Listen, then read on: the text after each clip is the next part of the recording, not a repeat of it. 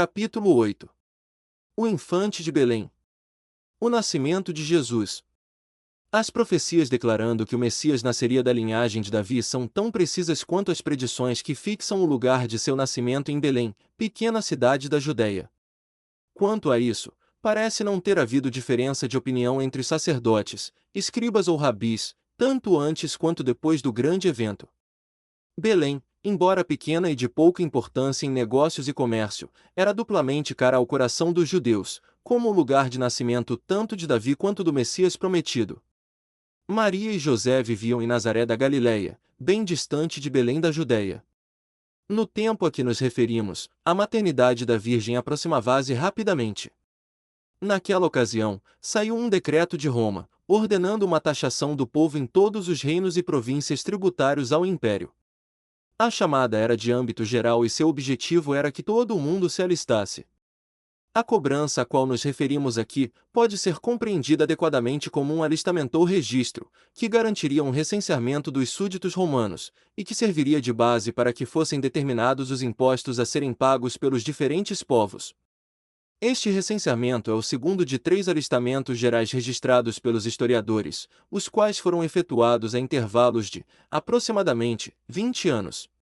Se o recenseamento tivesse sido feito segundo o método romano, cada pessoa teria sido alistada na cidade de sua residência, porém, o costume judeu, que era respeitado pela lei romana, exigia que o registro fosse feito nas cidades consideradas pelas respectivas famílias como berço de seus antepassados. Não nos precisamos preocupar especialmente em saber se era requisito obrigatório que cada família se registrasse na cidade de seus ancestrais. O fato é que José e Maria foram a Belém, cidade de Davi, para se alistar segundo o decreto imperial.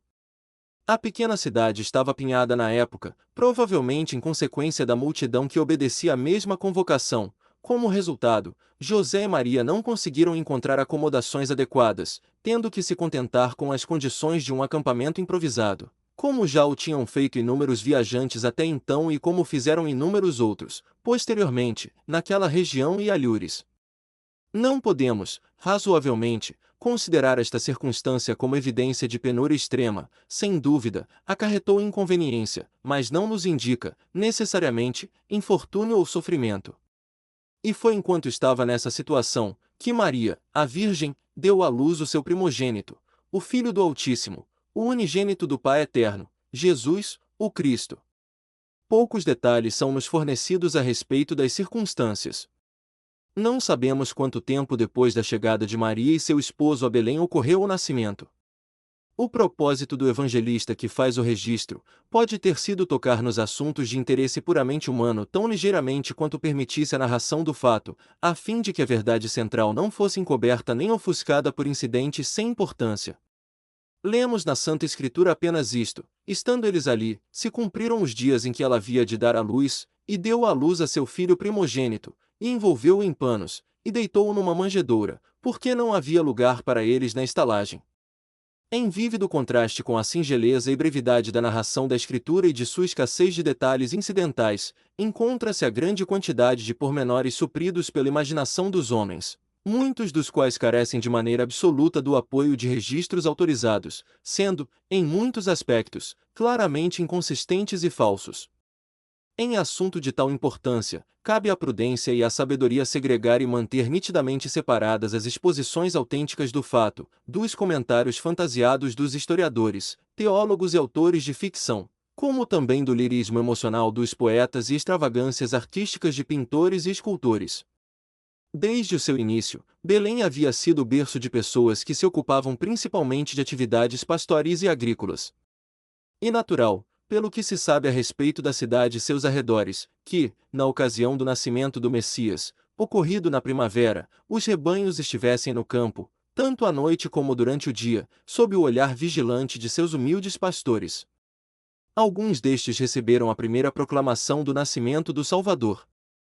São estas as palavras do singelo registro: ora havia naquela mesma comarca pastores que estavam no campo, e guardavam, durante as vigílias da noite, o seu rebanho. E eis que o anjo do Senhor veio sobre eles, e a glória do Senhor os cercou de resplendor, e tiveram grande temor. E o anjo lhes disse: não temais, Porque eis aqui vos trago novas de grande alegria, que será para todo o povo, pois, na cidade de Davi, vos nasceu hoje o Salvador, que é Cristo, o Senhor. E isto vos será por sinal: achareis o menino envolto em panos, e deitado numa manjedoura. Observados estritamente os requisitos da lei. O menino nasceu judeu, a mãe era judia e o pai legal, José, também era judeu. Sua verdadeira paternidade era conhecida por poucos, talvez, naquela época, por ninguém salvo Maria, José e, possivelmente, Isabel e Zacarias. Ao crescer, era considerado pelo povo como filho de José. Os requisitos da lei foram cumpridos com exatidão em todos os assuntos referentes ao menino. Quando tinha 8 dias, foi circuncidado, como era exigido de todos os meninos que nascessem em Israel, e, na mesma ocasião, recebeu o nome que havia sido determinado na Anunciação. Foi chamado Jesus, que interpretado, quer dizer Salvador. Esse nome era seu por direito, pois ele veio para salvar o povo de seus pecados. Parte da lei dada através de Moisés aos israelitas no deserto, e mantida em vigor durante os séculos subsequentes, versava sobre o procedimento das mulheres após o parto. Em obediência a ela, Maria permaneceu em retiro 40 dias após o nascimento de seu filho. Então, ela e seu marido levaram um menino para ser apresentado ao Senhor, como prescrito para o primogênito de todas as famílias. Evidentemente é impossível que todas essas apresentações tivessem lugar no templo, pois muitos judeus moravam a grande distância de Jerusalém. Era a regra, entretanto, que os pais apresentassem seus filhos no templo, quando possível. Jesus nasceu a 8 ou 9 quilômetros de Jerusalém, e foi, consequentemente, levado ao templo para o cerimonial da redenção das exigências aplicáveis aos primogênitos de todos os israelitas, exceto levitas. Deve ser lembrado que os filhos de Israel tinham sido libertados da escravidão no Egito com o acompanhamento de sinais e prodígios. Em virtude de ter o faraó repetidamente recusado permissão para a saída do povo, pragas sobrevieram aos egípcios, uma das quais foi a morte de todos os primogênitos da terra, excetuando-se somente o povo de Israel. Em lembrança desta manifestação de poder, foi requerido dos israelitas que dedicassem seus filhos primogênitos ao serviço do santuário. Subsequentemente, o Senhor ordenou que todos os meninos pertencentes à tribo de Levi fossem devotados a este serviço especial, em vez dos primogênitos de cada tribo. Não obstante, o filho mais velho ainda era considerado como pertencente ao Senhor, e tinha que ser formalmente isento do serviço que lhe era anteriormente requerido, por intermédio do pagamento de um resgate. Com relação à cerimônia de purificação, todas as mães deviam fornecer um novilho para oferta queimada e uma pombinha para oferta pelo pecado, mas no caso de qualquer mulher não ter possibilidade de fornecer um novilho, devia oferecer um par de pombas. Concluímos que as condições de José e Maria eram humildes, pelo fato de haverem levado a oferta menos cara, 2 pombas, em vez de uma ave e uma ovelha. Entre os israelitas devotos e dignos, havia alguns que, a despeito do tradicionalismo, rabinismo e corrupção sacerdotal, ainda viviam em virtuosa expectativa e inspirada confiança, esperando pacientemente a consolação de Israel. Um deles era Simeão, que vivia em Jerusalém. Através do poder do Espírito Santo, receberá a promessa de que não experimentaria a morte antes de ter visto o Cristo do Senhor na carne. Impelido pelo Espírito, dirigiu-se ao templo, no dia da apresentação de Jesus e reconheceu no menino o Messias prometido. No momento em que compreendeu que a esperança de sua vida tinha alcançado consumação gloriosa, Simeão levantou o menino reverentemente em seus braços, e com eloquência simples, mas perene, que advém de Deus, proferiu esta esplêndida súplica, na qual se combinam ricamente gratidão, resignação e louvor. Agora, Senhor, despedes em paz o teu servo, segundo a tua palavra, pois já os meus olhos viram a tua salvação, a qual tu preparaste perante a face de todos os povos, luz para iluminar as nações, e para a glória de teu povo Israel. Então, sob o espírito de profecia, Simeão falou sobre a grandiosidade da missão de Cristo e a angústia que a mãe haveria de sofrer por sua causa, que seria como uma espada trespassando-lhe a alma. O testemunho do Espírito quanto à divindade de Jesus não iria ser limitado a um homem. Havia no templo, naquela época, uma mulher de idade avançada, Ana, uma profetisa que se dedicava exclusivamente ao serviço do templo, e ela, sendo inspirada por Deus, reconheceu seu Redentor e testificou sobre ele a todos os que a cercavam. Tanto José quanto Maria maravilharam-se com as coisas que foram ditas sobre o menino. Aparentemente, ainda não eram capazes de compreender a majestade daquele que havia vindo a eles através de tão miraculosa concepção e tão maravilhoso nascimento. Os sábios procuram o rei. Algum tempo após a apresentação de Jesus no templo, não sabemos se alguns dias, semanas, ou mesmo meses, Herodes, rei da Judéia, perturbou-se grandemente, como o povo de Jerusalém em geral, com a notícia de que um filho da profecia, um destinado a tornar-se rei dos judeus, havia nascido. Em Ramá se ouviu uma voz, lamentação, choro e grande pranto, Raquel chorando seus filhos, e não querendo ser consolada, porque já não existem. O nascimento de Jesus anunciado aos nefitas. Como indicado até aqui, os profetas do hemisfério ocidental haviam predito, com grande clareza, o advento terreno do Senhor, indicando especificamente tempo, lugar e circunstâncias de seu nascimento. Com a aproximação do tempo, o povo dividiu-se em virtude de opiniões opostas quanto à validade dessas profecias, e incrédulos intolerantes perseguiram cruelmente aqueles que, como Zacarias, Simeão, Ana e outros justos da Palestina, haviam mantido com fé e confiança a certeza inabalável da vinda do Senhor. Samuel, um amanita íntegro, que por sua fidelidade e devoção abnegada havia sido abençoado com o espírito e poder de profecia, destemidamente proclamou a aproximação do nascimento de Cristo, e disse ao povo: Eis que vos dou um sinal, pois mais 5 anos se hão de passar e eis que então o Filho de Deus virá para redimir todos os que crerem em seu nome. O profeta falou sobre muitos sinais e maravilhas que marcariam o grande evento. No decorrer desses 5 anos, os crentes tornaram-se mais firmes, os descrentes mais violentos, até raiar o último dia do período especificado, e este era o dia fixado pelos incrédulos para aplicar a pena de morte a todos os que acreditavam naquelas tradições, caso não aparecesse o sinal que havia sido anunciado por Samuel, o profeta. Nefe, um profeta da época, clamou ao Senhor, com a alma angustiada pela perseguição de que seu povo era vítima, e aconteceu que clamou fervorosamente ao Senhor todo aquele dia, e eis que lhe chegou a voz do Senhor, dizendo: Levanta a cabeça e tem bom ânimo, pois eis que é chegada a hora e esta noite será dado o sinal, e amanhã virei ao mundo para mostrar ao mundo que cumprirei tudo aquilo que fiz com que fosse dito pela boca de meus santos profetas. Eis que venho aos meus para cumprir todas as coisas que dei a conhecer aos filhos dos homens, desde a fundação do mundo, e para fazer a vontade tanto do Pai como do Filho, do Pai, por minha causa, e do Filho, por causa de minha carne. E eis que é chegada a hora e esta noite será dado o sinal. As palavras do profeta foram cumpridas naquela noite, pois, embora tivesse o sol se posto comumente, não houve escuridão, e, na manhã seguinte, o sol nasceu sobre uma terra já iluminada, um dia, uma noite e ainda outro dia tinham sido como um dia, e este foi apenas um dos sinais. Uma nova estrela apareceu no firmamento ocidental, como havia sido vista pelos magos no Oriente, e houve muitas outras manifestações maravilhosas, como haviam predito os profetas. Todas estas coisas ocorreram no que agora é chamado continente americano, 600 anos depois que Lei e seu pequeno grupo deixaram Jerusalém, para vir para cá. A época do nascimento de Jesus. A época do nascimento do Messias é um assunto sobre o qual discordam os especialistas em teologia e história e aqueles designados como eruditos na literatura. Numerosas linhas de investigação têm sido seguidas, chegando-se sempre a conclusões divergentes, tanto em relação ao ano, quanto ao mês e dia do ano, no qual realmente se deu o início da era cristã.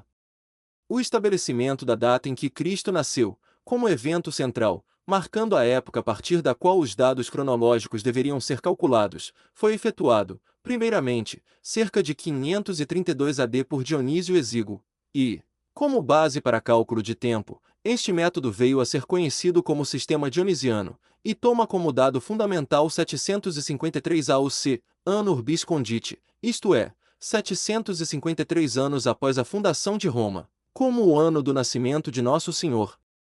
Até onde existe alguma concordância de opinião entre os eruditos modernos que investigaram o assunto, o cálculo de Dionísio está errado, estabelecendo o nascimento de Cristo com 3 a 4 anos de atraso, e que, portanto, Nosso Senhor nasceu no 3º ou 4º ano antes do início do que é designado pelos eruditos de Oxford e Cambridge, o cômputo comum chamado Anno Domini.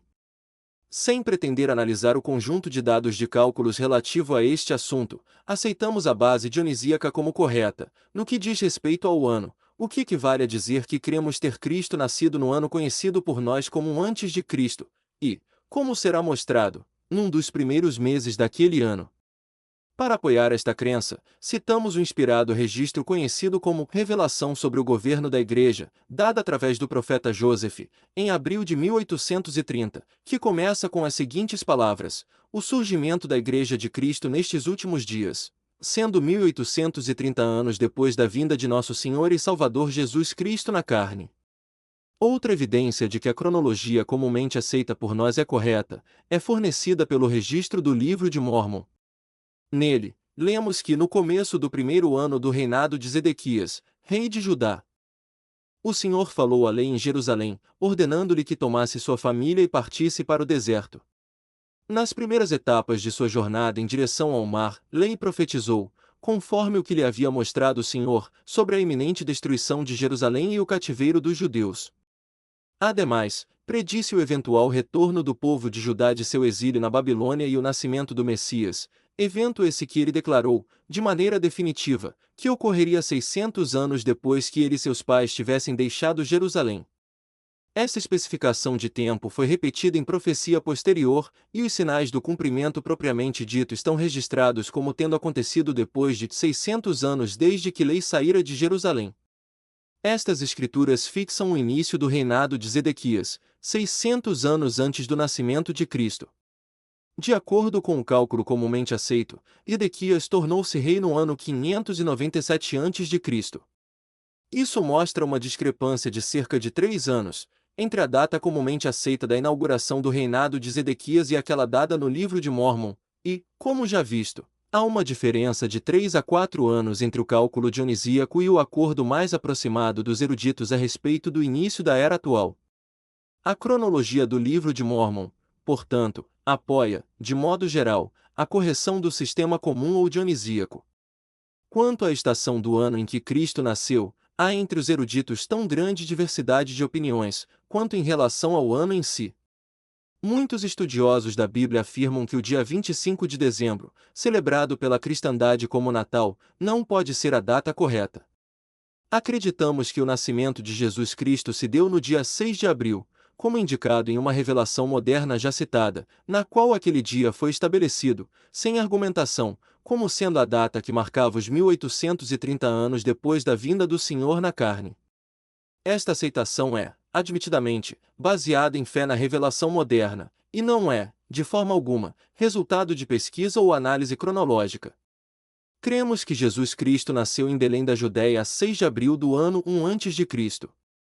Notas do capítulo 8. A taxação, a respeito da presença de José e Maria em Belém, distantes de seu lar na Galiléia, e do decreto imperial cujo cumprimento era responsável por sua presença naquele local, as seguintes notas são dignas de consideração. Farrar, Life of Christ. Página 24. Nota, diz, não se tem certeza se a viagem de Maria e seu esposo foi obrigatória ou voluntária. As mulheres estavam sujeitas a uma taxa per capita, se é que este alistamento implicava em taxação. Mas, independente de qualquer exigência legal, pode-se facilmente imaginar que, em tal ocasião, Maria não desejaria ficar só. A cruel suspeita a que estivera sujeita e que quase havia desfeito seus esponsais, Mate 1h19, fala-ia agarrar-se à proteção de seu marido. A seguinte citação foi extraída de The Life and Words of Christ, volume 1 capitão 9, página 108, de que a nação judaica estava pagando tributo a Roma, através de seus governantes, desde os dias de Pompeu, e o metódico Augusto que agora reinava e que precisava restabelecer a ordem e solidez das finanças do império, depois da confusão e cansaço das guerras civis, tomou precauções para que não fosse esquecida esta obrigação, nem se usassem subterfúgios para fugir dela. Ele exigia que fosse feito um recenseamento periódico em todas as províncias de seus vastos domínios, para que pudesse saber o número de soldados que poderia recrutar em cada uma e o montante de impostos devidos ao tesouro. Num império que abrangia todo o mundo conhecido da época, era difícil que tal recenseamento pudesse ter sido feito simultaneamente ou em um período curto ou determinado de tempo, é mais provável que fosse trabalho de anos, em províncias ou reinos sucessivos. Mais cedo ou mais tarde, entretanto, mesmo os domínios de reis vassalos como Herodes tinham que fornecer a estatística exigida por seu superior. Ele havia recebido seu reino na condição de súdito e, com o passar dos anos, tornará-se cada vez mais dependente de Augusto, pedindo sua sanção para tudo o que se propunha a fazer. Ele estaria, portanto, ansioso por satisfazer-lhe o desejo, obtendo as estatísticas solicitadas, como pode ser concluído pelo fato de, num dos últimos anos de sua vida, pouco antes do nascimento de Cristo, ter feito com que toda a nação judaica prestasse solene juramento de lealdade ao imperador e a ele próprio.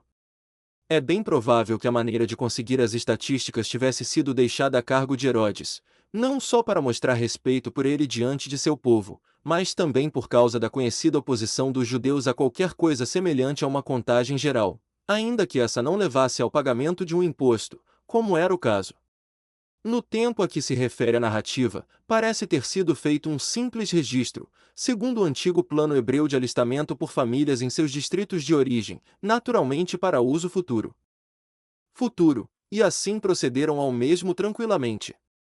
Tendo a proclamação sido feita por toda a terra, José não tinha alternativa senão ir a Belém, cidade de Davi, lugar em que sua origem familiar, da casa e linhagem de Davi, requeria que ele se inscrevesse. Jesus nasce em ambiente pobre. Indubitavelmente, as acomodações onde Jesus nasceu eram poucas e pobres do ponto de vista do conforto físico. Mas o ambiente, considerado à luz dos costumes do país e da época, estava longe do estado de vil privação, como o fazem parecer os costumes modernos e ocidentais. Acampar não era exigência incomum entre os viajantes da Palestina no tempo do nascimento do Senhor, nem o é mesmo hoje. Não há dúvida, entretanto, de que Jesus nasceu numa família comparativamente pobre, num ambiente humilde, com todas as inconveniências que sobrevêm nas viagens. Cunningham J. Key, Life and Words of Christ, capítulo 9, páginas 12, 113, diz: era Belém que José e Maria se dirigiam, a cidade de Ruth e Boaz, antigo lar de seu grande antepassado Davi. Ao se aproximarem dela, vindos de Jerusalém, passariam, no último quilômetro, por um local sagrado para a memória dos judeus, onde se apagara a luz da vida de Jacó ao morrer e ser sepultada Raquel, o seu primeiro amor, como seu túmulo ainda atesta caminho de Efrata, que é Belém.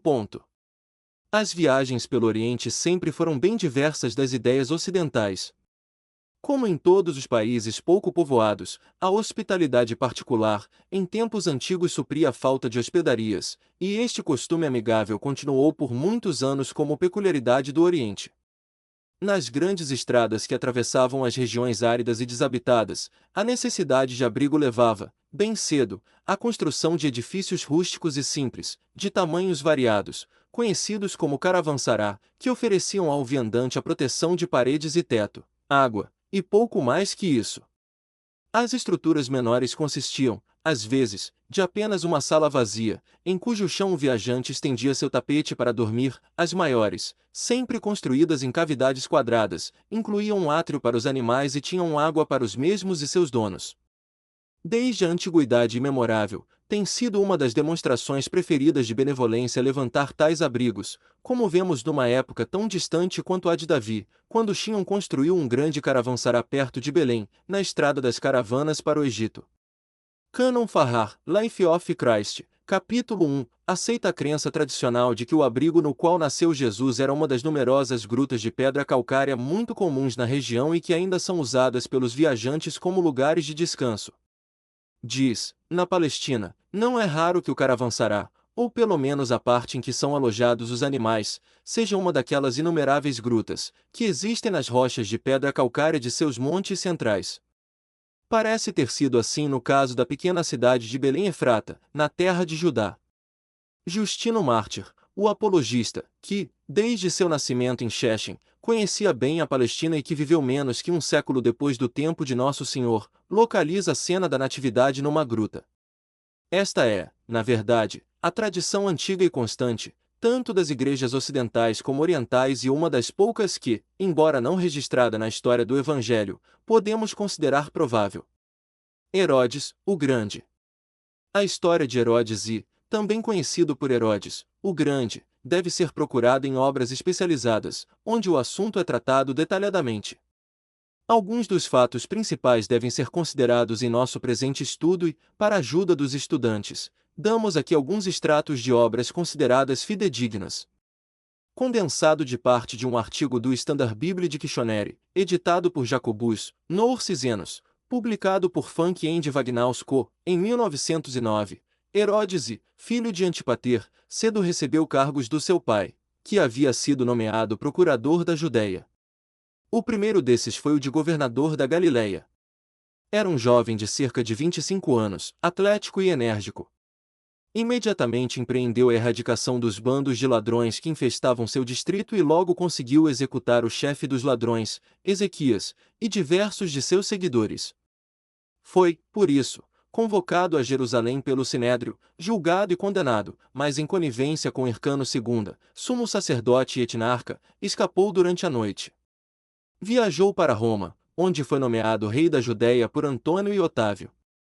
Durante os 2 anos subsequentes, lutou contra as forças de Antígono, a quem finalmente venceu e, em 37 a.C., tomou posse de Jerusalém.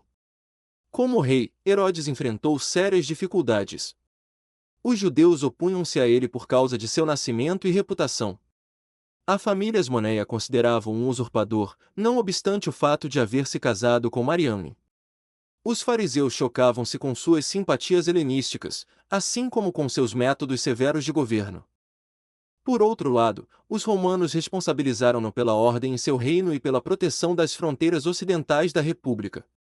Herodes enfrentou essas várias dificuldades com energia e até crueldade características, e geralmente, com fria sagacidade. Não obstante taxasse o povo severamente, em épocas de escassez perdoava suas dívidas e chegou a vender bens pessoais, para poder comprar-lhes alimento. Embora nunca se tenha tornado realmente amigo dos fariseus, estes lucraram com sua hostilidade para com o partido dos Asmoneus, hostilidade essa que, no início do seu reinado, provocou a execução de um certo número de saduceus, membros do Sinédrio. Do Comprehensive Dictionary of the Bible, de Smith, a última parte do reinado de Herodes não foi perturbada por problemas externos, mas sua vida doméstica foi amargurada por uma série quase ininterrupta de injúrias e situações cruéis de vingança. Os atos terríveis de derramamento de sangue que Herodes perpetrou em sua própria família foram acompanhados por outros, igualmente terríveis, entre os seus súditos. De acordo com a história bem conhecida, ordenou que os nobres, que convocou em seus últimos momentos, fossem executados imediatamente após sua morte, para que pelo menos seu falecimento fosse acompanhado de lamentação universal. Foi durante a doença fatal que deve ter ordenado o assassinato de todos os infantes de Belém. Mateus 2, 16 e 18. O fim mortal do tirano e assassino é assim comentado por Farrar em seu livro Life of Christ, pp 54, 55, deve ter sido pouco depois do assassinato dos inocentes que se deu a morte de Herodes. Apenas 5 dias antes de sua morte, fez uma desvairada tentativa de suicídio e ordenou a execução de seu filho mais velho Antipater. Seu leito de morte, que uma vez mais nos lembra Henrique VIII, foi acompanhado por circunstâncias de peculiar horror. Tem-se afirmado que ele morreu de uma moléstia repugnante, que raramente é mencionada na história, exceto no caso dos homens considerados infames por suas atrocidades e perseguições. Em seu leito intolerável de angústia, naquele esplêndido e luxuoso palácio que construiu sob as palmeiras de Jericó, inchado pela doença, abrasado pela sede, a epiderme ulcerada e ardendo internamente com um fogo brando e lento, cercado de filhos que conspiravam e escravos espoliadores, detestando todos e detestado por todos, desejando a morte para livrar-se de suas torturas e ainda temendo-a como o início de terrores piores, aguilhoado pelo remorso e ainda insaciado por seus assassinatos.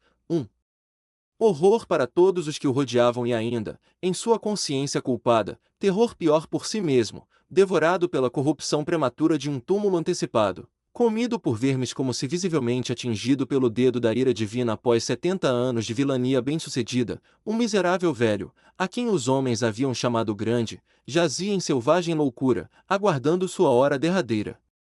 Sabendo que ninguém choraria sua morte, resolveu que chorassem por si próprios e ordenou, sob pena de morte, que as principais famílias do reino e os chefes das tribos viessem a Jericó.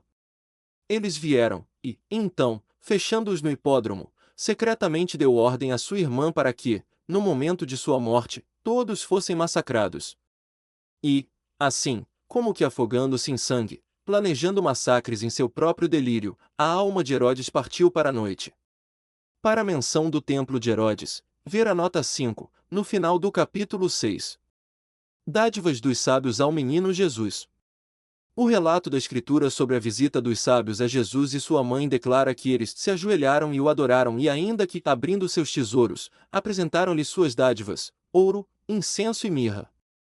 A oferta de presentes a alguém de nível superior, seja em relação às coisas do mundo seja em relação a dons espirituais, era um costume antigo e ainda prevalece em muitas terras da Ásia. Não sabemos se esses homens do Oriente ofereceram presentes a Herodes, quando estiveram em seu palácio. Entretanto, sabe-se que deram parte de seu tesouro ao infante, em quem reconheceram o rei que procuravam. A tendência de se atribuir um significado oculto a detalhes insignificantes mencionados na Escritura e, particularmente, no que se refere à vida de Cristo, tem levado a muitas sugestões fantasiosas a respeito do ouro, incenso e mirra especificados nesse incidente. Alguns supõem que haja neles um certo simbolismo oculto: ouro, um tributo à sua condição real; incenso, uma oferta em reconhecimento do seu sacerdócio; e mirra, para seu sepultamento. O registro sagrado não oferece base para tal conjetura. A mirra e o incenso são resinas aromáticas, derivadas de plantas nativas das terras do Oriente, e têm sido usados desde tempos antigos na medicina e na preparação de perfumes e misturas de incenso. Encontravam-se, presumivelmente, entre as produções naturais das terras de onde vieram os magos, embora talvez mesmo lá fossem muito caras e apreciadas. Juntamente com o ouro, que tem valor em todas as nações, eram os presentes mais apropriados para um rei. Qualquer significado místico, que se queira dar aos presentes, deve ser considerado como suposição ou fantasia e não como algo baseado nas Escrituras. Testemunho dos pastores e magos. A seguinte nota muito instrutiva sobre os testemunhos relativos ao nascimento do Messias foi tirada do Manual da Associação de Melhoramentos Mútuos dos Rapazes de 1897 a 1898. Devemos observar que os testemunhos concernentes ao nascimento do Messias vêm de dois extremos, dos humildes pastores dos campos da Judéia e dos instruídos magos do longínquo leste. Não podemos acreditar que isso seja resultado do acaso, mas sim, que se pode aqui discernir o propósito e a sabedoria de Deus. Todo Israel estava esperando a vinda do Messias, e no nascimento de Jesus em Belém, a esperança de Israel, embora tal desconheçam, é cumprida. Nasceu o Messias, de quem falou o profeta. Mas é preciso que haja alguns que testifiquem essa verdade, por isso, um anjo é enviado aos pastores que guardam seus rebanhos, e ele diz: Não temais, porque eis aqui vos trago novas de grande alegria, que será para todo o povo, pois na cidade de Davi vos nasceu hoje o Salvador, que é Cristo o Senhor. E, como sinal da autenticidade da mensagem, deveriam encontrar a criança envolta em panos, deitada numa manjedoura em Belém. Partiram apressadamente e encontraram Maria e José, e o menino deitado na manjedoura, e depois que o viram, divulgaram o que lhes havia sido dito sobre ele. Deus levantara testemunhas entre o povo, para que testificassem que o Messias nascerá, que a esperança de Israel fora cumprida. Mas havia certas classes entre os judeus, inacessíveis aos humildes pastores, e mesmo que assim não fosse, a história da visita do anjo e da multidão de anjos entoando magnificente paz na terra, boa vontade para com os homens teria, sem dúvida alguma, sido considerada como um conto de gente supersticiosa, iludida por excesso de imaginação ou sonhos ociosos. E, assim, Deus escolheu outra classe de testemunhas, os sábios do Oriente, testemunhas que podiam entrar no palácio real do orgulhoso Herodes e perguntar sem temor: Onde está aquele que é nascido rei dos judeus? Porque vimos a sua estrela no Oriente e viemos adorá-lo, um testemunho que sobressaltou Herodes e perturbou toda Jerusalém. De forma que, na verdade, Deus providenciou testemunhas para enfrentar homens de todas as classes e posições sociais, o testemunho dos anjos para os pobres e humildes, o testemunho dos magos para o rei arrogante e para os orgulhosos sacerdotes da Judéia. E, portanto, puderam seus discípulos dizer, das coisas concernentes ao nascimento do Messias, sua morte e ressurreição, estas coisas não foram feitas às escondidas. O ano do nascimento do Cristo. Ao tratar deste tópico, Dr. Charles F. Dance, The Light of the Nations, página 28, depois de considerar cuidadosamente as estimativas, cálculos e suposições de estudiosos que empregaram muitos meios em suas investigações e alcançaram apenas resultados discordantes, diz, e chocante ver homens letrados usarem os mesmos aparatos de cálculo e alcançarem os resultados mais diversos. É atordoante tentar uma reconciliação desses cálculos variados. Na nota anexa, o mesmo autor afirma, por exemplo, o nascimento de Nosso Senhor é localizado em I a.C. por Pearson e Hugh, em 2 a.C. por Scaliger, em 3 a.C. por Baronius e Paulus, em 4 a.C. por Bendel, Wieseler e Gresvel, em 5 a.C. por Usher e Petavius, em 6 a.C. por Strong, Luvin e Clark, em 7 a.C. por Ideler e São Clemente.